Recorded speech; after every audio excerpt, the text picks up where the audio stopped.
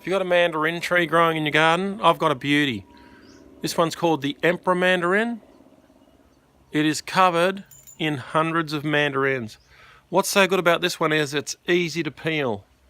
So the kids don't have any trouble getting the skin off. Real puffy skin, hundreds of fruit. We've got it in a dwarf rootstock as well, so if you don't want it to grow 3 or 4 meters high, come and get a dwarf Emperor Mandarin. You can grow fruit, citrus trees in pots, but trust me, you grow a citrus tree in a pot, you'll be lucky if you get 15 pieces of fruit. If you grow it in the ground like this, on a mound of compost-improved soil, you will get hundreds of mandarins. So if you own the dirt, plant your tree in the dirt. Alright, that's it. Emperor Mandarin, come and see us if you want a citrus tree. The beauty about mandarin trees is they fruit in winter when there's no fruit fly. So that just makes sense.